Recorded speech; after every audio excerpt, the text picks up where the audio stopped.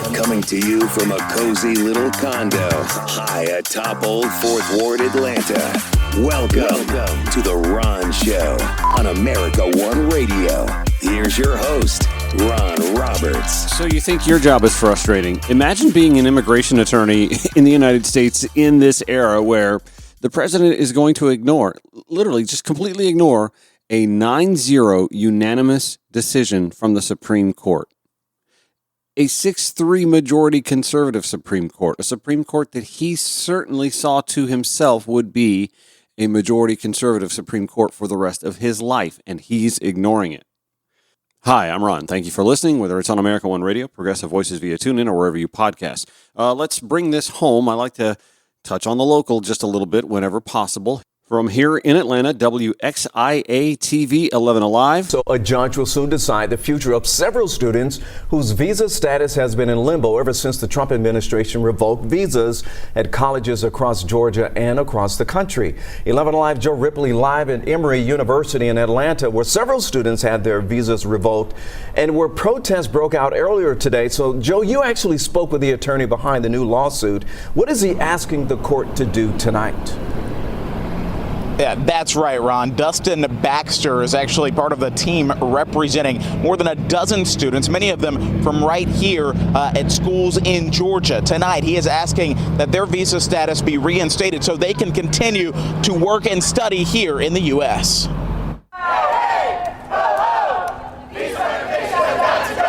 Emory University senior Zachary Hammond is leading a rally just days after the Trump administration revoked visa status from a handful of Emory students. Students absolutely deserve to be in the United States, and I don't think that any speech should provoke the revocation of a student visa. Students at the University of Georgia and other schools across the state and the country have also had their visas revoked. The State Department would not comment on specific cases, but told 11 Alive it considers past arrests, criminal convictions, and other immigration law violations as it works to protect the U.S. When something like that happens, then their whole life is turned upside down. Dustin Baxter, a partner with immigration law firm Cook & Baxter, is now filing a federal lawsuit against Immigration and Customs Enforcement, the Department of Homeland Security, and the Department of Justice. Baxter claims ICE wrongfully changed the students' visa status, stripped them of the ability to work and study in the country, and put them at risk of arrest and deportation. What the Trump administration has decided to do is just terminate CVIS registration, which they cannot do unless a case falls within a certain category of cases where a person has certain criminal convictions or where they failed to attend school. That is not the case for these individuals. Baxter has also asked a federal judge to temporarily reinstate the student's visa status through the litigation process. ICE says it will not comment on pending litigation. They tend to say, well, I want to, build a life here. But for, some of them, they say going back to my home country would be extremely dangerous. Still, other advocates are trying to guide impacted students through a time of uncertainty. I think this is all incredibly unjust, and I hope the legal challenges succeed in stopping the Trump administration's actions. Within the last few minutes, we also heard from the Department of Justice. They are refusing to comment on this case. Baxter tells me as many as 300 people could be added to this lawsuit. He expects to learn from a judge later this week on the status of the students he is currently representing, see if they can temporarily regain their visa status. We're live outside Emory University in Atlanta. Joe Ripley, 11 Alive News. All right. Thanks a lot. By the way, the State Department tells 11 Alive it could actually revoke even more student visas in the future. Attorneys argue the Trump administration is breaking the rules, saying that it's violating the Administrative Procedure Act and the Fifth Amendment's due process protections. Constitution, smonstitution, right? I mean, it's ironic. Today is tax day, April 15th, right? The day we're all supposed to have filed our taxes and be ready to submit to the IRS what we owe them or what they owe us and have it all mailed off, postage, yada, yada, yada. I mean, this used to be a huge day on the calendar for adult Americans. But don't put this on your calendar as the day that you realize we're in a constitutional crisis. It was February 20th, 2025 on this very show where my guest, Tad Sturmer, said, no, we're already in a constitutional crisis. And if it's not evident to you today on April 15th, I don't know what day will come to you that it does occur. I actually fear for the day that it becomes more apparent than today. In fact, I booked him for my show because I saw this social media rant and reached out. So what exactly are we waiting for when it comes to saying, constitutional crisis? Right. Because if the current political situation isn't enough of a signal, God, what is? See? That the system the founders built, the same one the anti-federalists warned would be exploited, not could be, would be, is playing out exactly as they feared. And it turns out that January 6th meant nothing. Because we've seen his constitutional crisis in American history, the real thing before, and they ended up meaning something. The Civil War ended with major constitutional change that mostly ended the Republic of the Founders and at least put the United States on a road to democracy. For a minute. Even Watergate ended in campaign finance and presidential accountability reform. January 6th, no new law, no structural reform, and now with the pardons, no meaningful consequences for either the participants or the architects of insurrection. And it led to justification for its instigator. And now the same people who stood behind these actions the first time are openly acting on the plans they shared with everybody, with the full knowledge of how, maybe, to make that power permanent. Yep. Friends, the Constitution is already burning. And if you're waiting for someone in power to tell you we're in crisis, then it's already passed you by. So what do? Well, forget about opposition and lean into resistance. That is not just rhetoric.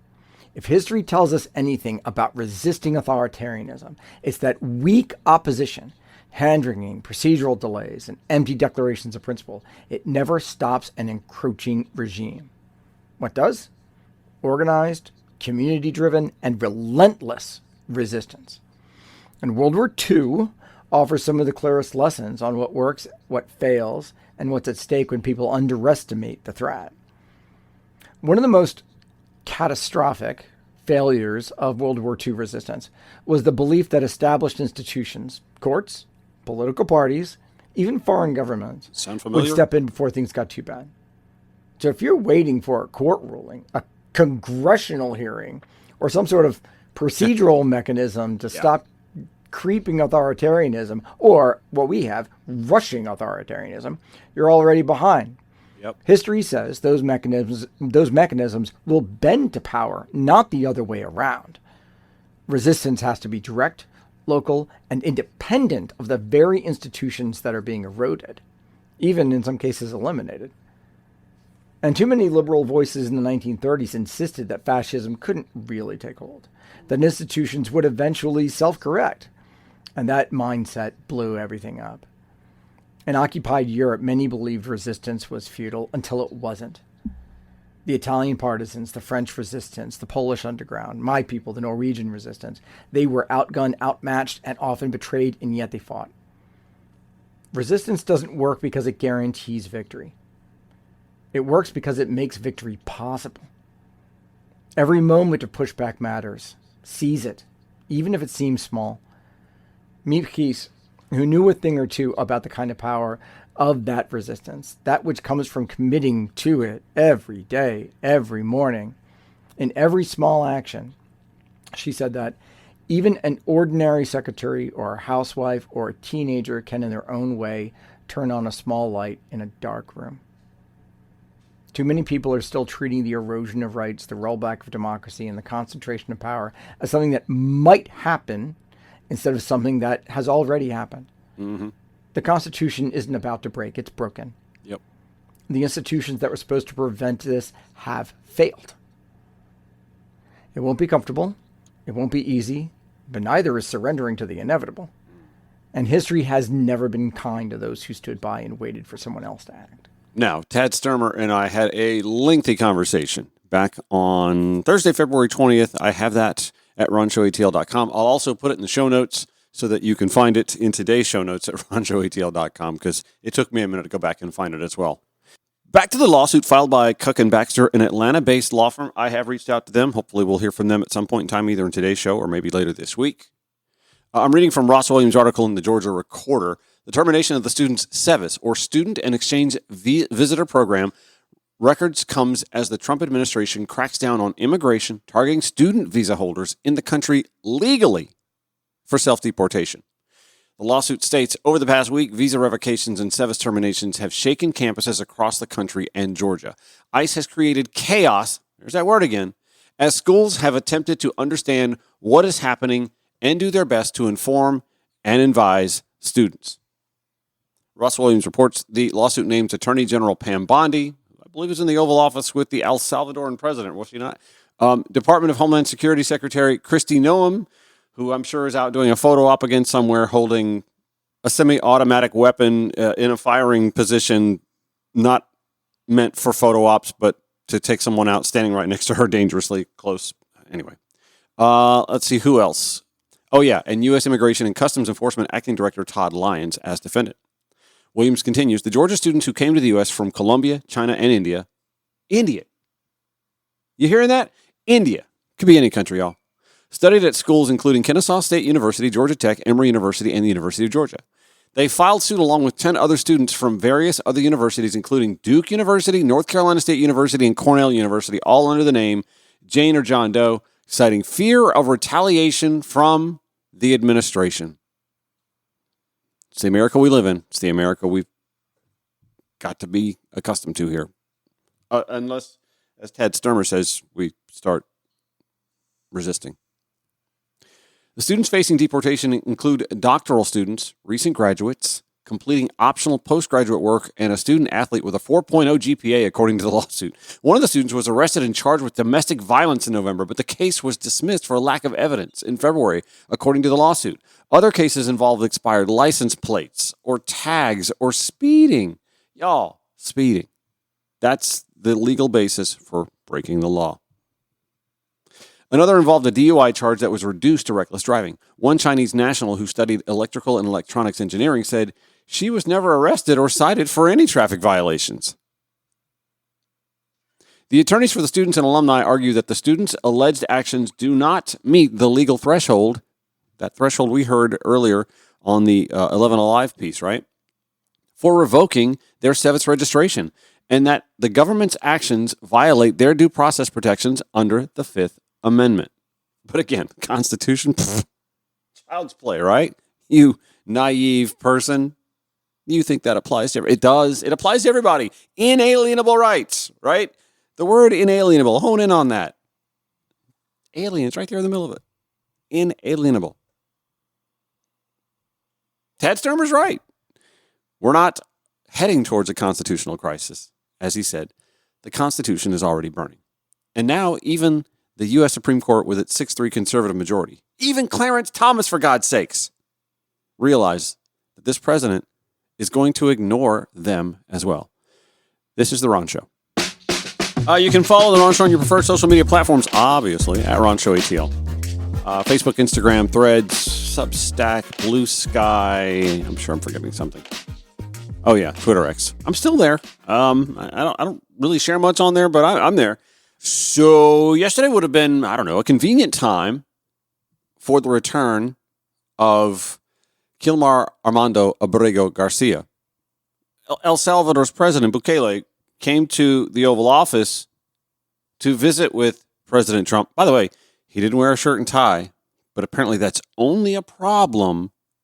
He looked like remember Pat Riley, how Pat Riley used to dress on the sideline all slick, and sometimes he had a shirt and tie on, sometimes he didn't. He just wore like a mock turtleneck or something like that. Bukele decided to go a little halfway between Zelensky and, let me put on a coat. He was Zelensky with a coat. Anyway, that would have been a convenient time for Abreu Garcia to have been returned from Seacoat, the maximum security prison full of actual really bad people. But that didn't happen. Despite the fact that the U.S. Supreme Court decided, yeah, you got to bring that guy back.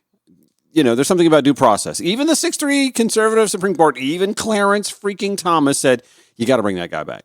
So yesterday, with President Bukele and President Trump in the Oval Office taking questions, Caitlin Collins dared to ask. Let's hear the question from this very low-rated anchor at CBS. Do you plan to ask President Bukele to help return the man who your administration says was mistakenly deported? The man who was mistakenly deported to El Salvador? Well, let me ask Pam, would you answer that question? Sure, President. First and foremost, he was illegally in our country. He had been illegally in our country. And in 2019, two courts, an immigration court and an appellate immigration court, ruled that he was a member of MS-13 and he was illegally in our country. Right now, it was additional paperwork had needed to be done. That's up to El Salvador if they want to return him. That's not up to us. The Supreme Court ruled, President, that if, as El Salvador wants to return him, this is international matters, foreign affairs, if they wanted to return him, we would facilitate it, meaning provide a plane. First of all, Attorney General Bondi, it's Mr. President. God, not that I even want to give that guy more than he's due. But it's not President, it's Mr. President. She should, the attorney, you would think that the Attorney General would know that. But then Bukele, when asked, well, okay, so if it's in your hands, what are you going to do? How can I smuggle a terrorist into the United States? I don't have the power to return him to the United States. So you can release him inside El Salvador? Yeah, but I'm not releasing, we're not very fond of releasing terrorists into our country. We just turned the murder capital of the world into the safest country of the Western Hemisphere, and you want us to go back into the releasing criminals so we can go back to being the murder capital of the world? No, that's not going to happen. Well, they'd love to have a criminal, released into our country. There's a fascination. They would love it. Okay, so from the New York Times, when Mr. Abreu Garcia, a Salvadoran immigrant, was arrested while looking for work at a Home Depot in Maryland in 2019, a judge determined that he should not be deported to his homeland because he might face danger there. The ruling, known as a withholding from removal order, meant that he could stay in the United States with a measure of legal protection.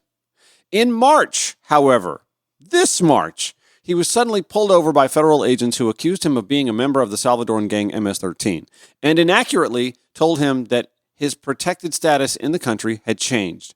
Within 3 days, he was on a plane with other migrants to a prison in El Salvador called Seacoat, which is known for its human rights violations.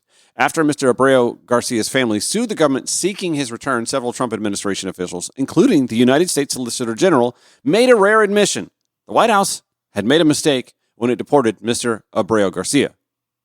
But as we all know now, yesterday, Stephen Miller, Trump's top domestic policy advisor, weasel, abruptly changed course. He declared on Fox News that Mr. Abreu Garcia had not, in fact, been wrongfully deported. He was not mistakenly sent to El Salvador, he said, adding this was the right person sent to the right place.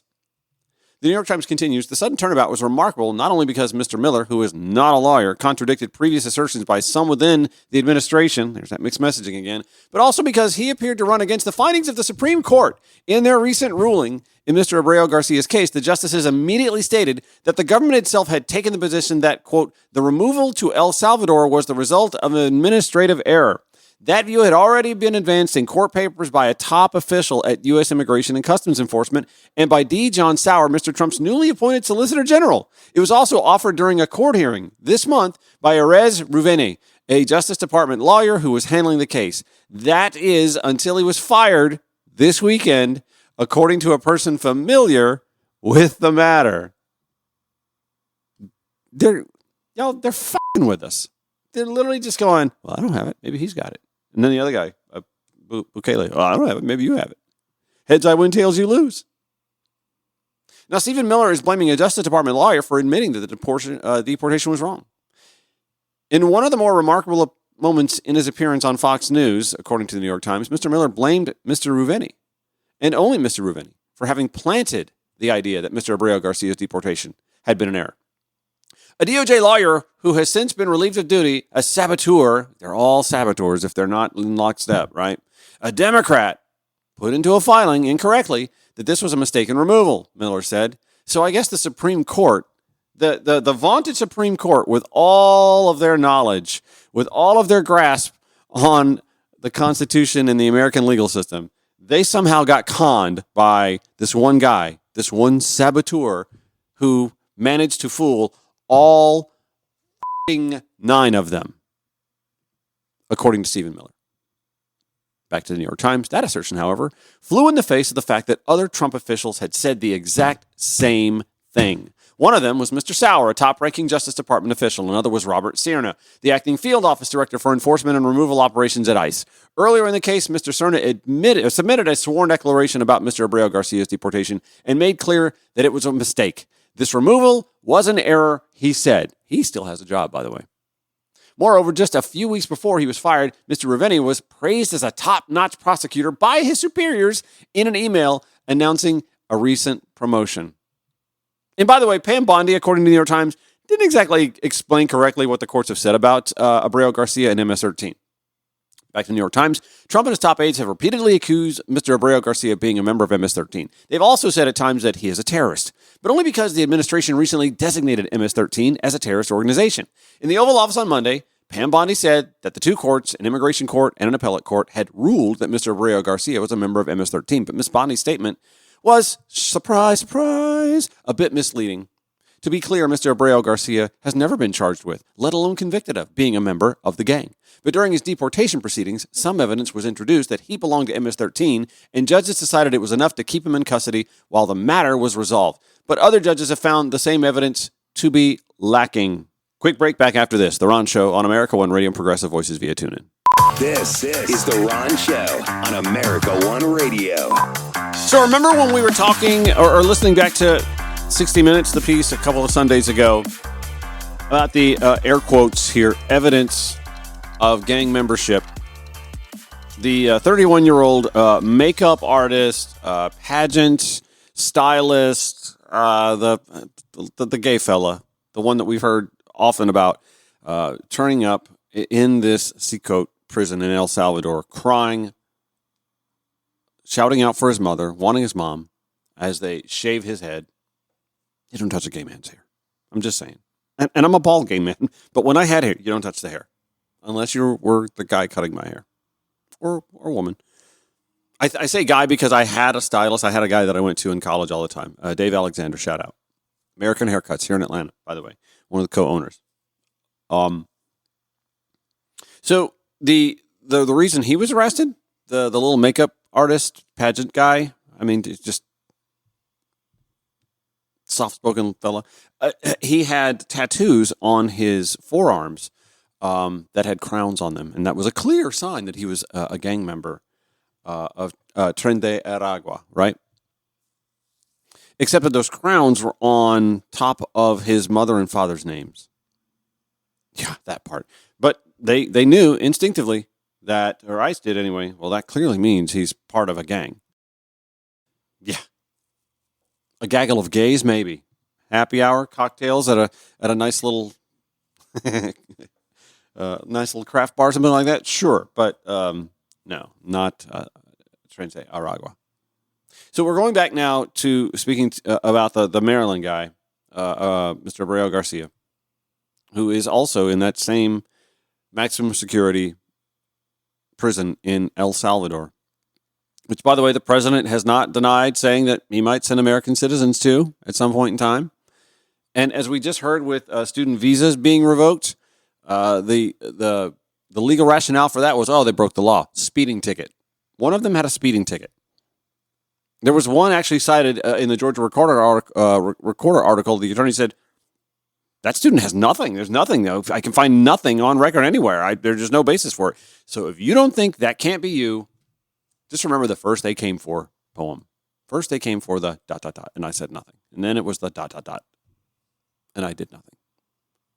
They're literally telegraphing to you what can come next. I mean, hell, I'm sitting here waking up 5 days a week doing a podcast that airs on 2 online radio networks, and maybe I should be worried because I'm kind of sticking my neck out, right? I mean, I'm not worried, but maybe I should be. Maybe anybody who speaks against this administration should be worried. I mean, look, they got bigger fish to fry, but what if I became that bigger fish one day?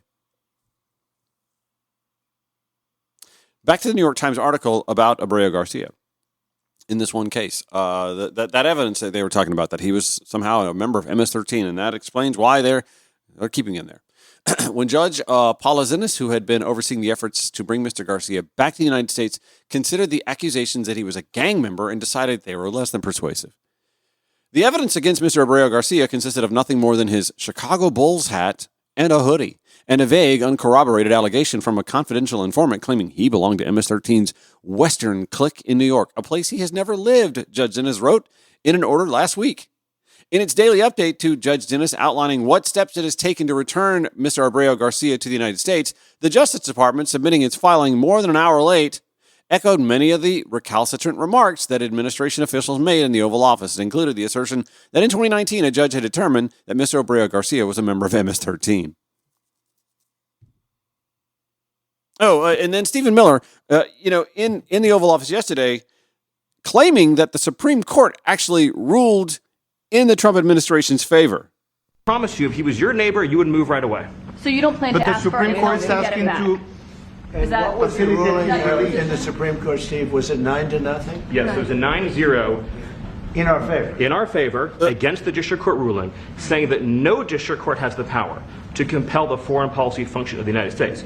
As Pam said, the ruling solely stated that if this individual, at El Salvador's sole discretion, was sent back to our country, that we could deport him a second time.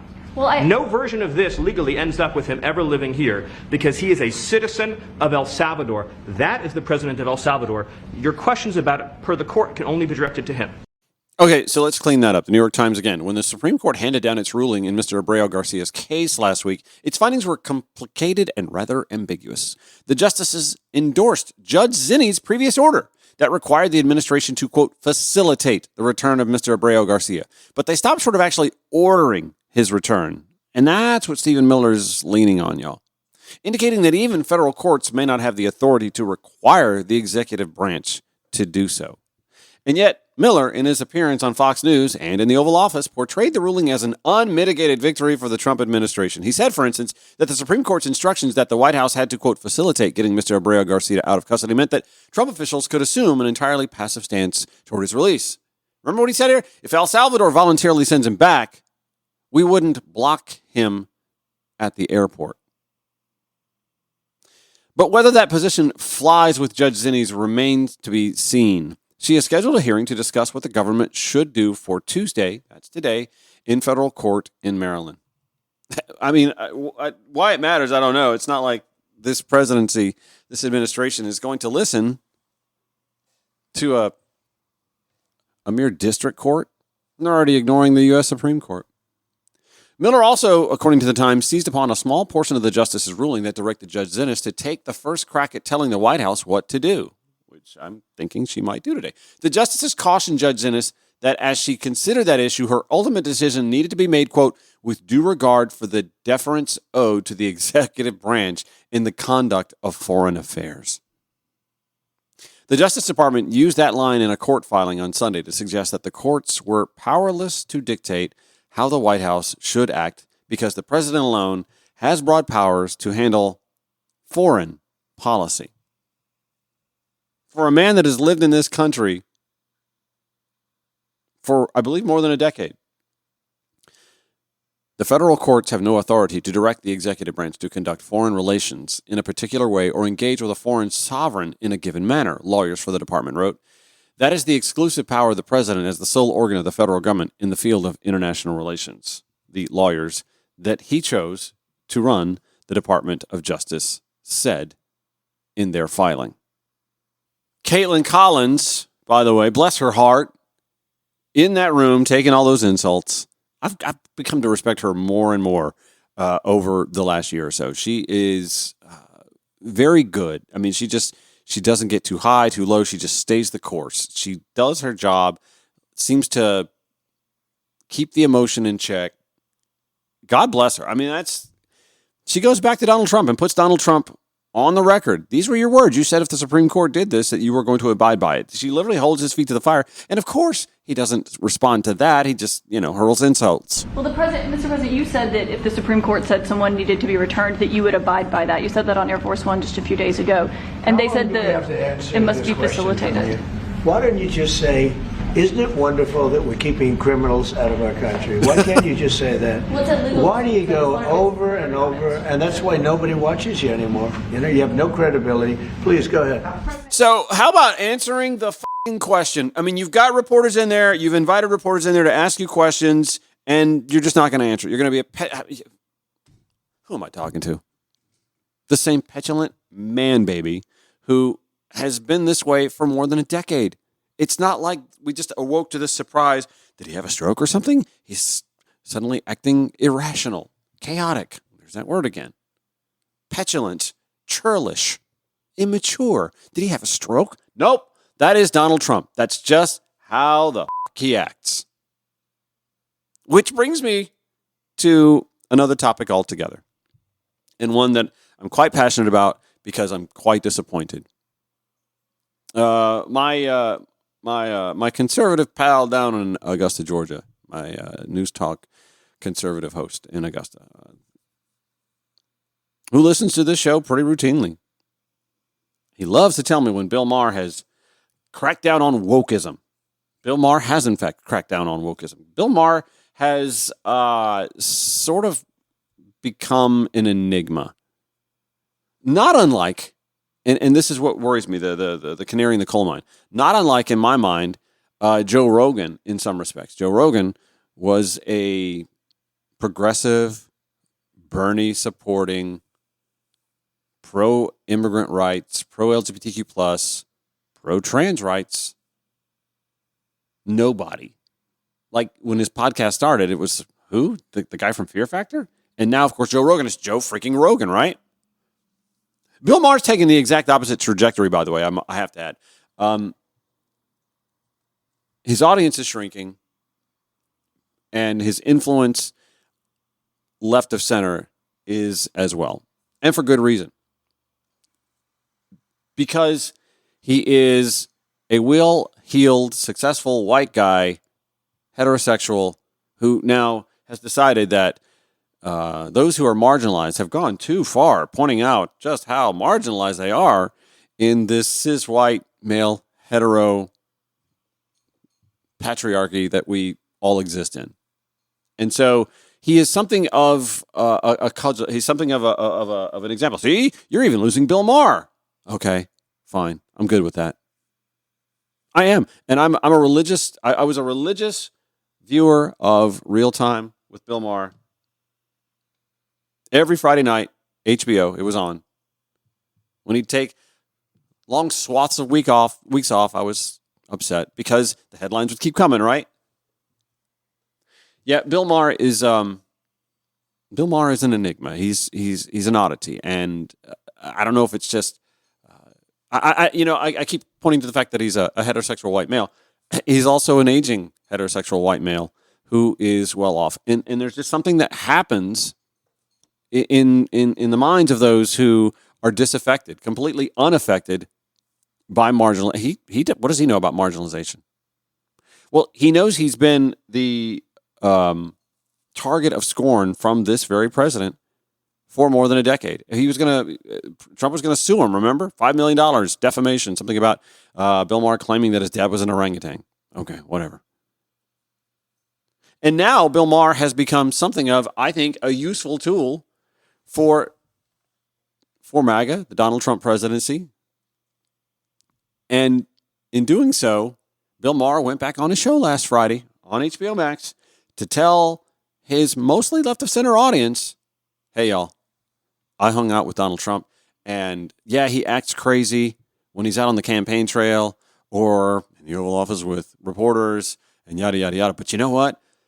When I sat down and had dinner with him and Bob, Kid Rock, and a few other people, he's just a normal guy. He laughs. He's a normal guy. I don't give a shit how he acts in close quarters. In fact, it concerns me more that you're telling me that outside of close quarters, that what he does is an act. A normal guy. Adolf Hitler liked dogs. It doesn't mean that he was, just a guy you could crack open a beer with, right? And hang out and talk and he could ask you questions about. He did. Bill Maher said something. You know what? I'll take a quick break and come back and give you some of the audio from Bill Maher breaking down what happened at the Maher-Trump summit, his visit to the White House. All right, quick break. Back after this. The Ron Show, America One Radio, Progressive Voices via TuneIn or wherever you podcast. So before I dive into the Bill Maher diatribe about his visit to Washington, the book report, he says, I also have to remind you, he had Steve Bannon on as his first interview guest. After this, by the way. And Steve Bannon said not only is Donald Trump going to run for a third term, he's going to win. Bill Maher is still Bill Maher in some respects in that he had a little pocket constitution. And he says, the Constitution says that that's not possible. And I'm going to give you a copy of this Constitution to remind you. But Steve Bannon is dead f***ing serious about this. And if that's the case, then we have to take this seriously as well. But again, if the court says no and Donald Trump says ignore the courts, what's going to happen? Do you suppose that the Republican Party is going to go, well, you know, we have to adhere to the Constitution too, and we can't let you run for a third. And I mean, we do have 50 states and U.S. territories that have their disparate election laws, and maybe they won't let them on the ballot. But what if enough states do? I say all this to say that it's not like we've completely lost Bill Maher in reality land. It's just that this brush with fame, this, oh, he invited me to his house, so he must be a normal guy thing, is concerning. What I'm going to do is report exactly what happened. You decide what you think about it. And if that's not enough pure Trump hate for you, I don't give a f***. I didn't go MAGA. And to the president's credit, there was no pressure to. After we left the Oval Office, he showed me the little room off the office, you know, the one where Clinton used to, the blowjob room. That's where they keep the merch now. It is. And he gave me a bunch of hats, but he didn't ask me to take a picture in one, which I appreciated. The guy I met is not the person who the night before the dinner shit-tweeted a bunch of nasty crap about how he thought this dinner was a bad idea and what a deranged asshole I was. I read it and thought, oh, what a lovely way to welcome someone to your house. But when I got there, that guy wasn't living there. Now, does Trump want respect? Of course, who doesn't? Fealty. Just for starters, he laughs. I'd never seen him laugh in public, but he does, including at himself. And it's not fake. Believe me, as a comedian of 40 years, I know a fake laugh when I hear it. And you're about to hear a bunch of it. And I thank you for them. Example, in the Oval Office, he was showing me the portraits of presidents, and he pointed to Reagan and said, in all seriousness, you know, the best thing about him, his hair. I said, well, there was also that whole bringing down communism thing, waiting for the button next to the Diet Coke button to get pushed and I go through the trap door. But no, he laughed, he got it. At one point, we were walking through it is an amazing tour of the whole house. And I don't remember exactly what we were talking about, but it must have been something with the 2020 election, because I know he used the word lost. And I distinctly remember saying, wow, I never thought I'd hear you say that. He didn't get mad. No, because it worked out for him. He's much more self-aware than he lets on in public. Right. Look, I get it. It doesn't matter who he is at a private dinner with a comedian. It matters who he is on the world stage. Exactly. I'm just taking as a positive that this person exists, because everything I've ever not liked about him was, I swear to God, absent, at least on this night with this guy.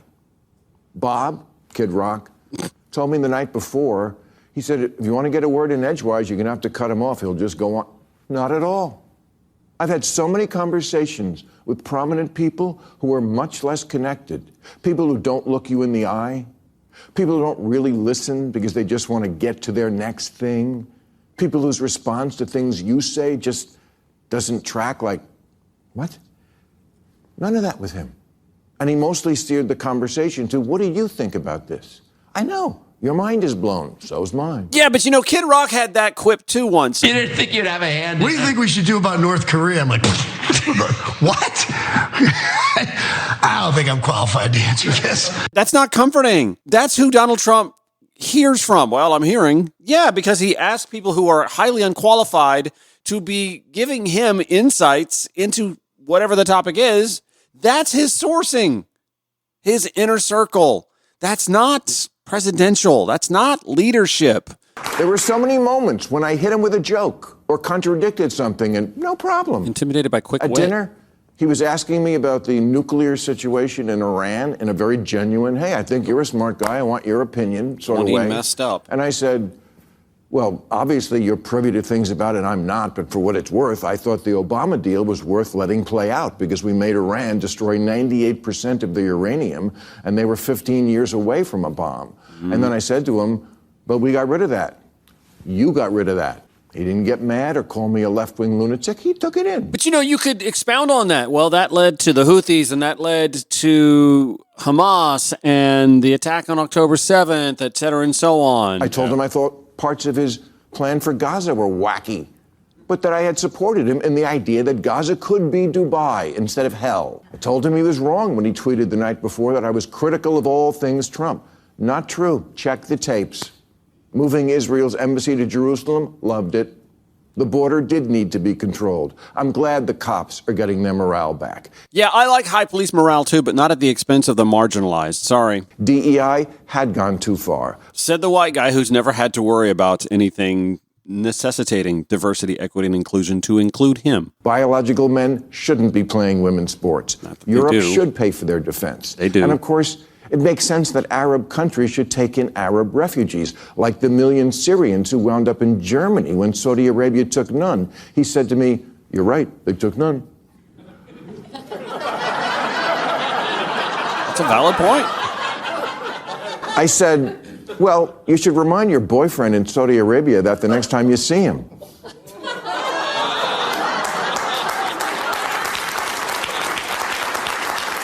Like you did Bukele yesterday, right? You should let that guy go. Okay. He laughed. I never felt I had to walk on eggshells around him. And honestly, I voted for Clinton and Obama, but I would never feel comfortable talking to them the way I was able to talk with Donald Trump. That's just how it went down. Make of it what you will. Here is what I make of it. You got invited to the White House. You had access that you've never had before, and you are a little starstruck, as was he by you. If Bill Maher has never been to the White House before or has never had a one-on-one with and by the way, he's had one-on-ones with plenty of politicians on his terms, on his set, on his stage, in front of his audience. I mean, the difference here is you're trying to tell your viewing public that Donald Trump's a different person than we all think he is. Well, most politicians are when the mics and the cameras are off. What's the big deal here? What's scariest is that we're now finding out that all of what causes folks to react the way they did on January 6th is an act? Oh, and now in some respect, you are just like the right-wing talking heads on cable television. I mean, you're no better than Laura Ingraham or Sean Hannity, who has a direct line access to the White House and the chief of staff. We know that because we've seen the texts from January 6th. Then you're no different than they are. And now you are less hostile, it would appear anyway, to this president and his administration. Okay, to be fair, yet to be determined. He said, I've heard from a lot of people who really like that we're having this dinner. Not all, but a lot. And I said, same. A lot of people told me they loved it, but not all. And we agreed. The people who don't even want us to talk, we don't like you. Oh, too bad. Because as an American, I always echoed the posture, we don't negotiate with terrorists. We don't negotiate with fascist regimes. And that's what this is. This is not an administration anymore. It's a regime. Don't talk as opposed to what? Writing the same editorial for the millionth time and making 25-hour speeches into the wind? Really? That's what liberals have? He takes the piss out of everybody else and we can hold ours? What other levers do Democrats have? I mean, Bill is not stupid. And also, accept some responsibility here. Your tirade against wokeness, your anti-wokeness tirade, may have played some kind of role in the results that came to be in early November of 2024. You may have had a role, Mr. Maher, in taking away any of the levers of power Democrats might otherwise have to do something right now. But hey, congratulations, you got a special invite to the White House while we have people behind bars in an El Salvador prison who were sent there illegally and who now, because your buddy is ignoring the U.S. Supreme Court, have to continue staying there while their rights to due process are being ignored. But hey, you got some souvenir hats. Congrats. That's all you're going to get from that. Ooh, Bill Maher went to the White House, and Bill Maher suddenly feels a little softer about Donald Trump. Credibility lost in my mind. It's going to do it for today's Ron Show. Show notes, as always, at ronshowatl.com. We replay 5 p.m., 9 a.m., 5 p.m. weekdays on America One Radio, 11 p.m. Progressive Voices via TuneIn, or wherever you podcast. Thank you for listening, however you do. See you tomorrow.